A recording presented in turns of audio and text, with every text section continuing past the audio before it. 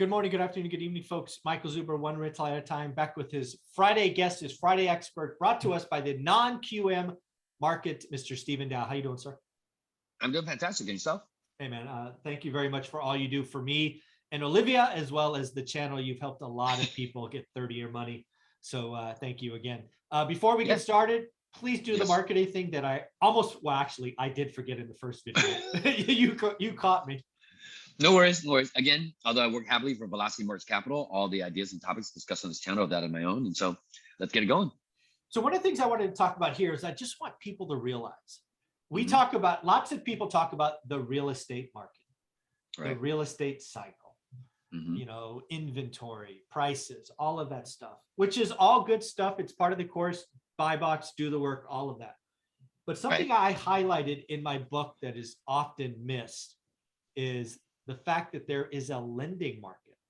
And more specifically, the lending market has cycles. Sometimes they are excited. Sometimes they are scared. Sometimes they are nervous, right? And I believe we are currently going through what may be short term, maybe, you know, it might be weeks, it might be months, where the lending market, Wall Street, is getting nervous, right? We just got the PCE reading today, which is the highest since 1983 at 6.2%, I think it was. I don't have my notes. Anyways, not a good number. Highest since, again, 1983, 1982. And I think Wall Street's like, damn, isn't this thing going to slow down? What the hell is going on? They think Powell's going to come out and raise rates at least 0.5 point to what Russia did. So now they're probably anticipating a quarter. So I bring all this up because I think the lending market is going through one of their adjustments. And it adjusts quickly without warning. They're going to want, and this all means that they want higher rates. That's what they want, right? They're in the business of lending and buying loans, right? It's their thing. But at the moment, they're like, we don't want X, we want X plus. Right. And given they're the buyers, they're going to get X plus, and that's going to slow things down, in my opinion. Right. As these things work themselves out, they can come back just as fast the other way and go, oh, we feel better now. Just kidding. Right. So again, I think there is a lending market, a lending cycle. You're in the business. Is that a thing? I mean, like, do you go to work one day and you're like, I think it's going to be this, and then like, well, that day was different, or is it not quite that fast? I would say it definitely happens, obviously, but it's not as volatile. I would say, in the sense of just the frequency. But when it does happen, it happens. I should say it is violent. Is it maybe the word, I guess, because like you say, you walk in, everything's fine, and all of a sudden, wham, everything's proactive to $1 to no deals that have funded or docked it, you know, or docked yet. And it sometimes could be a whole different, you know, guideline pricing just increasing. So just like a couple of weeks ago where, you know, we had to make some changes. So, but it's typically, like you said, based upon the response from Wall Street.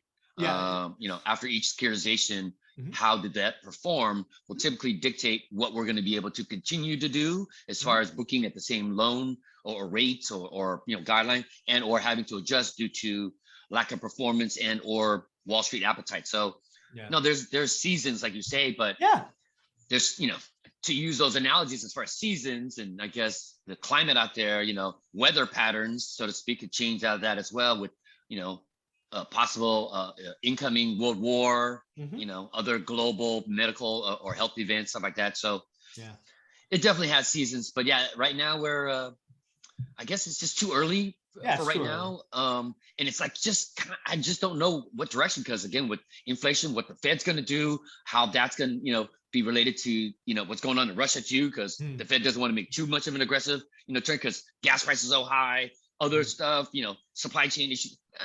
It's a really kind of like interesting. I don't want to sound like a, you know, a Debbie Downer kind of thing, but it's just reality about all this stuff that's coming to the mix. And so 2022 is going to be an interesting year. Again, inflation is still rising.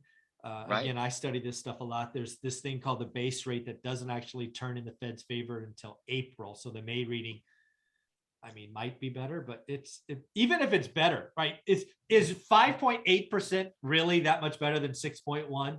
Right? Because these things will start to compound, right? Right. It's not good. So, but the reason I wanted to talk about this is if you're an investor like me, And you just have to realize that your lenders Mhm. sometimes are nervous, and they could ask for, I mean, I remember getting a loan into the process where by the time it finished, I had to add, I think it was 5%. It might've been 10% down. Like we went into the loan thinking 75% LTV, ended up Right. 70 or 65 Right. or whatever. Right. Right. You might have to pay points to get the rates. I mean, there's all kinds of things, right? The lending market has cycles. And if you're Matt, the mortgage guy on Wednesdays, dude, his Right. world changes 2 or 3 times a day. Right. It's Right. crazy. The non-QM space, there are gaps, but when they happen, they're violent. It's like swap. Yep. Yep. Because you did a securitization and the end buyer's like, don't really like that. So what do? You take Right. a discount to get it off the book so you can, recycle or use your line. So Correct. I just want people to realize our job Mhm. is to find good or great deals. That's our Right. job. And we've got to go get loans. Sometimes in flight it changes, but don't worry, right? Time in the market beats timing the market. You get the deal done, Right. you lock it up. I Right. don't know, 3, 4, 5 And- years, you go back.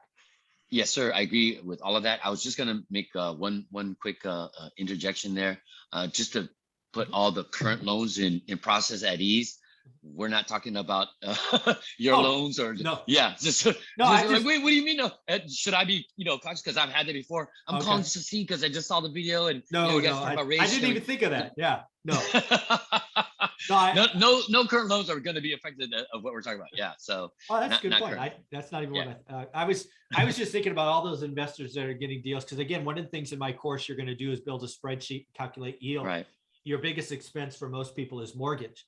You may Right. be using 4%, and that was fine for 2 years. You Right. should probably use 5% today, right? Just as a base rate. You're gonna have to adjust. It's just a different Yeah. environment that we're in, all And- across the board. So Exactly. By the way, go validate your rents because rents are way up as well. So again, I just wanted people to realize that there are some important pages in my book, One Rental at a Time, that maybe you had forgotten about. And that is the lending environment has cycles. Sometimes it's winter, sometimes it's summer. And just like Greg Dickerson says all the time, good times don't last, bad times don't last. Do the work, get the deal. You can always Yep. go back later. Never do an alligator. It's not permission Right. to do a bad deal. Only do good, Right. only do great. How do you want people to reach out if they want to see what they could get with a non-QM lender? again, SDAO, SDAO at velocitymortgage.com. In the subject line, please put the acronym ORAAT, body of the email, subject, property address if possible, or at least the city and state, property type, desired loan amount, mid-FICO score, best phone number to reach me at or reach you at, and that'll be the fastest and most efficient way to communicate. So other than that, looking forward to talking to you, and thanks again for the opportunity. Thanks, brother.